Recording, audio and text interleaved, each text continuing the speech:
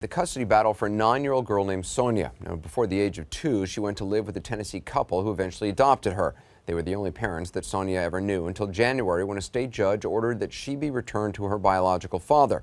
Her adoptive parents, Dave and Kim Hodgen, were forced to turn Sonia over to a man who was a stranger to her. And Sonia's crying her eyes out, just screaming bloody murder. Please don't let them do this, Daddy. Please, Mama, don't let them take me. And took her bags and stuff. That's the last that I've seen her. Well, here's what happened. Sonia's birth father, John McCall, is a convicted criminal. Under Tennessee law, his parental rights were automatically terminated when he was sentenced to more than 10 years in prison. But his sentence was later reduced in a plea deal, allowing McCall to reassert those rights. So he fought Sonia's adoption and got it reversed. The last time the Hodgens spoke to Sonia was just after she was returned to McCall. Here's what she told them. Tell me, how bad is that house? Dirt everywhere. I think there's even mold. There's even mold. It doesn't have no clean water. No clean water. No drinking water. The truck is so dirty. There's dirt all over it, and it's inside is so nasty. There's cigarettes everywhere. He being nice to you? Yeah. That recording, we should point out, was made one day after she was taken. Now, a hearing was held today before the same judge who granted John McCall custody of Sonia. Randy Kay joins us with that. So what happened?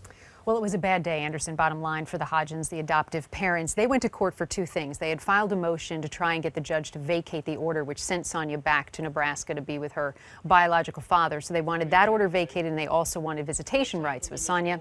He rejected the order, their request to vacate that order. So he said that Sonia will remain in Nebraska, at least for now, with her biological dad. He did not rule on the visitation. He said he's going to review that. So it was a very emotional day for Kim and Dave Hodgen, a very emotional day for everybody really involved in this case. But this is what Dave Hodgen, the adoptive father, had to say after court. What's happened in this court today is devastating for Sonia. Sonia doesn't deserve the pain that this court and DCS is giving her. And we will never stop. Never. That's what they have an appeals court for.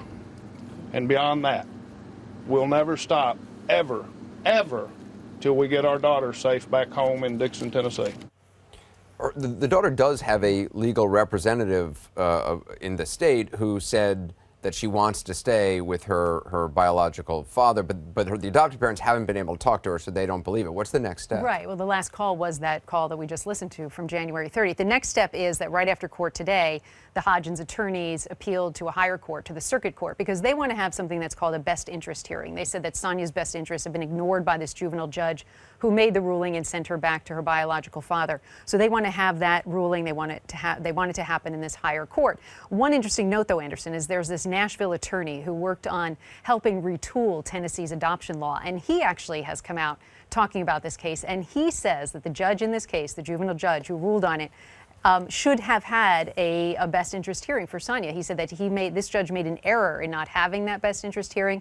He says that the law requires it, and so the Hodgens, of course, are listening to this, and they're going to make sure, at least as far as they can, that Sonia has that hearing. And the little girl didn't even really know her biological father. No, I mean, she was 9 years old when this whole thing happened. She had been living with them for about 7 or 8 years. Over that time, she'd had one phone call with her biological father. It lasted 12 minutes. So he had been in and out of prison, as we've talked about. He didn't really have a whole lot of time for her. But he did, he fought for her and he got her back. But the Tennessee Department of Children's Services has pretty much been defending this case. They're certainly on his side, and they spoke after court as well today. He has been, as far as we can tell, a good father. He's fought for his daughter. He doesn't have a perfect record. He's not a Boy Scout, but he's done everything the state of Tennessee has asked. So both sides go back to court next month, to juvenile court, to handle the motion that they were working on today. And then so far, no date has been set yet for the higher court, the circuit court, that will hear that appeal and possibly hold that best interest hearing.